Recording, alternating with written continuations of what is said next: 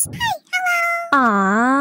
Aku Damelia dan aku akan membuat belajar kamu jadi lebih mudah dan happy. Ayo subscribe. Oke. Terima kasih. Enjoy videonya. Oke, teman-teman, di sini kita akan lanjutkan dengan si rute yang dinamis ya. Dalam melakukan prosesnya, dia akan dibantu oleh algoritma yang dinamakan dengan yang pertama, distance vector. Ini akan menggunakan jarak antara si routingnya itu ya, jarak antar rutenya. Kemudian yang kedua, algoritmanya yang dinamakan dengan link state. Kalau link state itu merupakan algoritma yang dia akan lebih menuju kepada kondisi linknya atau kondisi rutenya. Apakah bagus atau jelek gitu ya.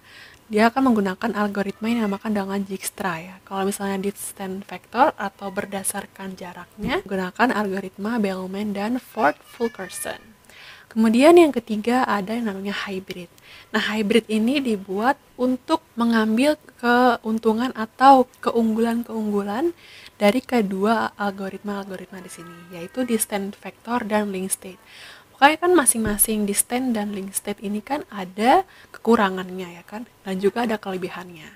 Nah, hybrid itu berusaha untuk menghilangkan kekurangan dari kedua algoritma ini dan mengambil kelebihan-kelebihannya. Jadi di sini lebih baik lagi lah gitu algoritmanya. Nah, teman-teman, untuk protokol-protokolnya yang dipakai pada routing yang si dinamis itu ada 5 jenis ya, teman-teman.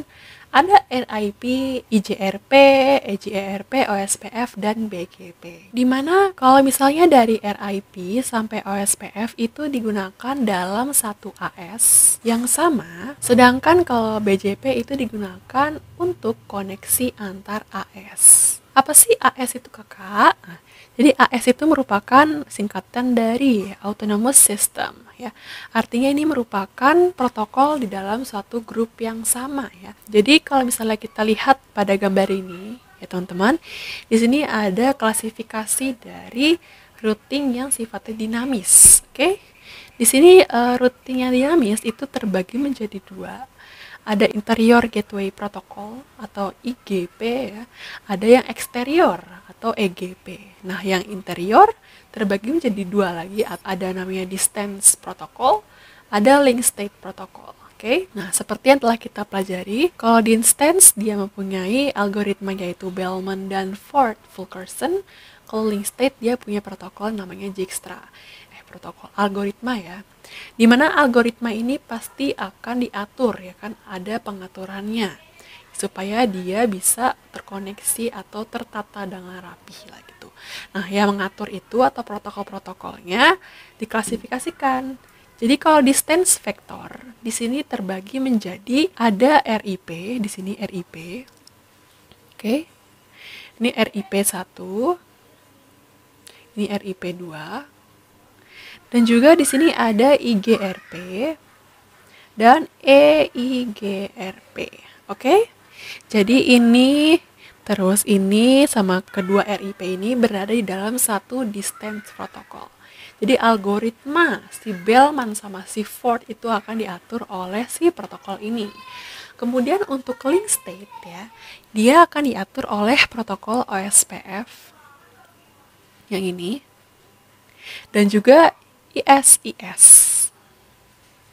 Nah, jadi si algoritma Dijkstra itu akan diatur oleh protokol OSPF dan ISIS. Kemudian yang mengatur koneksi antara mereka, karena mereka dalam satu interior gateway protokol ya, dalam satu AS, maka yang akan mengatur mereka semua itu dinamakan dengan protokolnya BGP. Nih, oke? Ini kita bikin gini aja, BGP. Jadi BGP lah yang akan mengatur koneksi-koneksinya. Nanti ini akan kita pelajari lebih lanjut ya, bagaimana sih protokol-protokol itu bekerja, oke? Jadi si rute dinamis atau routing yang bersifatnya dinamis ini, dia akan digunakan untuk skala yang besar ya teman-teman, untuk jaringan yang skalanya itu besar. Ya, dimana dalam mengatur atau menghubung-hubungkan dalam skala besar itu, dia akan menuju pada metrik tertentu.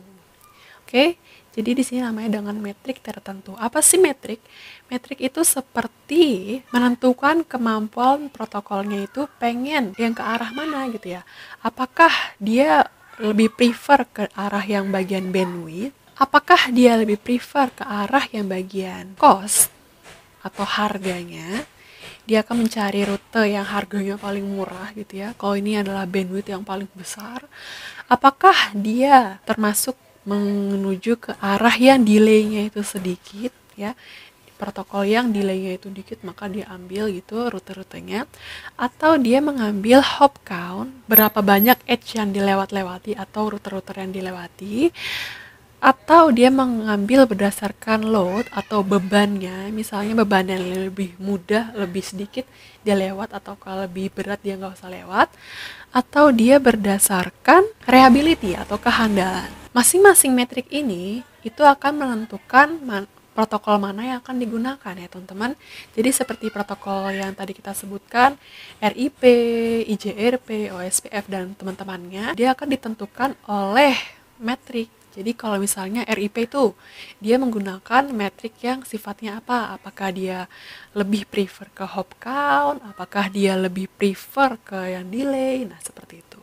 Jadi di sini akan kita bahas ya. Pokoknya ini adalah pilihan-pilihan ketika si protokol itu ingin dibangun.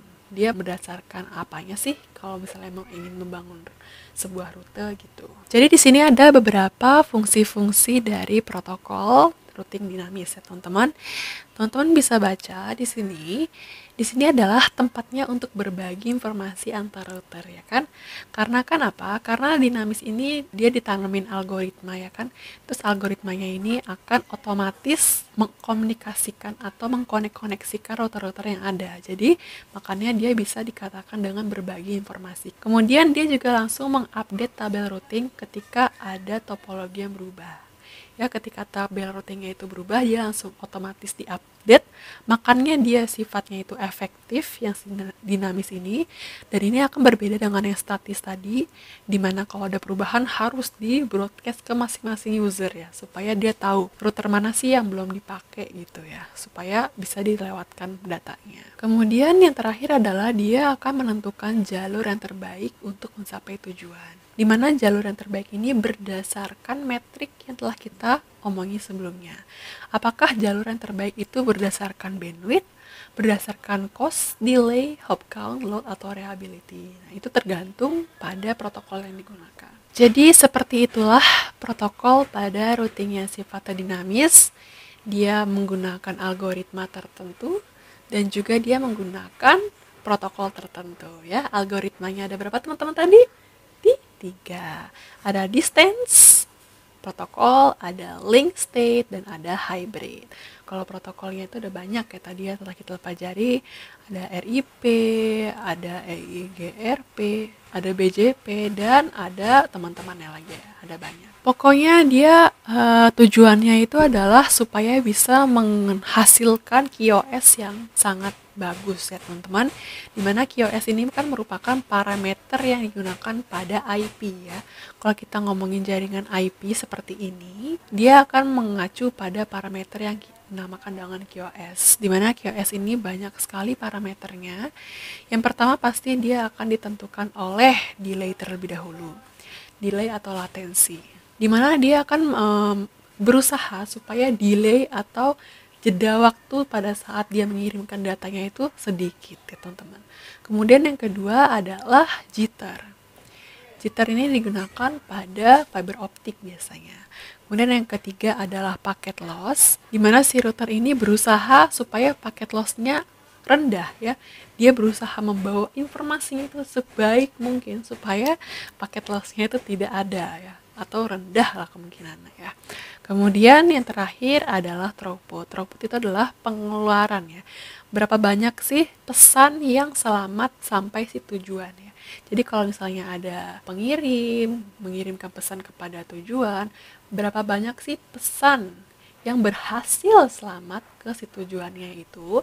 Nah, kalau semakin besar semakin baik ya kan. Nah, jadi keempat parameter inilah yang akan dijadikan si QoS atau untuk menentukan bagus atau tidak bagusnya si jaringan IP atau jaringan si yang menggunakan alamat-alamat. Oke, sampai sini dulu teman-teman video kali ini. Semoga ini bisa menambah pengetahuan teman-teman semua. Oke, sampai jumpa di video selanjutnya.